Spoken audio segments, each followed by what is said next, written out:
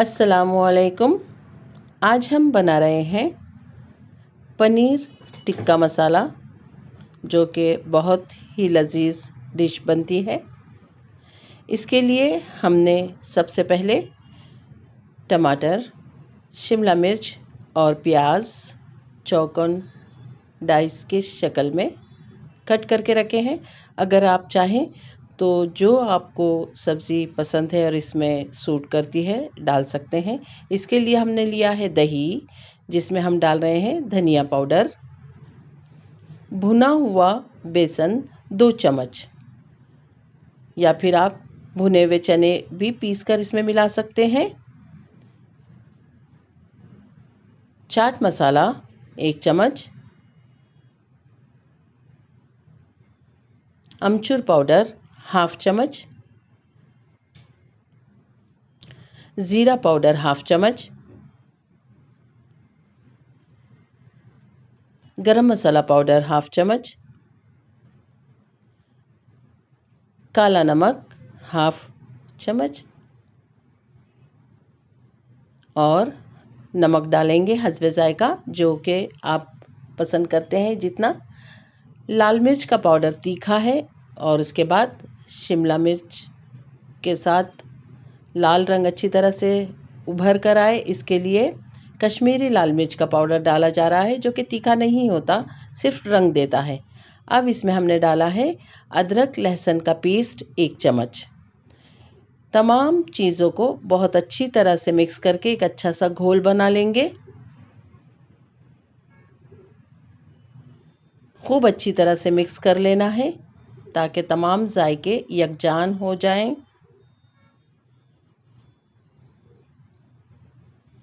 इस स्टेज पर आपने नमक मिर्च वगैरह चेक कर लेना है, और कम या ज़्यादा हो तो आप अपने जायके के मुताबिक इसमें शामिल कर सकते हैं।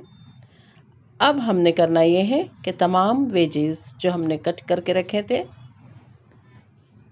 इस घोल में शामिल कर लेना है, और साथ ही हमारे पास है पनीर, जिसे हमने काट कर चौकोन शक्ल में रख लिया है, वो भी हम इसमें शामिल करने वाले हैं और खूब अच्छी तरह से इसे मिक्स कर लेंगे ताकि नमक मिर्च और तमाम मसाले इनका जायका इन चीज़ों में शामिल हो जाए। अब करना ये है कि स्टिक जो है लेकर इसमें तमाम चीज़ें अपने पसंद के मुताबिक आपने लगा लेनी है, और एक फ्राइंग पैन पर हल्का सा ऑयल डालकर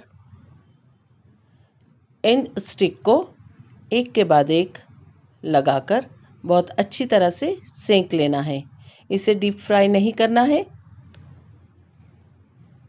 तमाम स्टिक हमने लगा दी है और अब इसे हम तवा गरम होने के बाद रख रहे हैं, एक के बाद एक लगा रहे हैं, और इसके चारों तरफ हम अच्छी तरह से सेक कर लेने वाले हैं ताकि कोई चीज़ भी इसमें कच्ची ना रहे।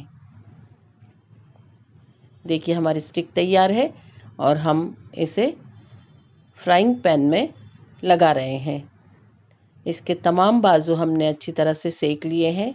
इसके बाद भी आपको लगता है कि कुछ गुंजाइश है तो आप इसे आग पर डायरेक्ट सेकने के बाद इस तरह से ले सकते हैं भूनकर। और ये हमारी तैयार है स्टिक्स पनीर टिक्का मसाला। बहुत जल्द बन जाने वाली डिश है, बहुत जायकेदार बनती है। इसे हरी चटनी या टोमेटो सॉस के साथ खाने पर बहुत ही लजीज लगती है। आप भी इसका जायका लीजिए। अल्लाह ताला आपके दस्तरखान पर बहुत सी बरकतें और नेमतें अता फरमाए। दुआओं में याद रखिए।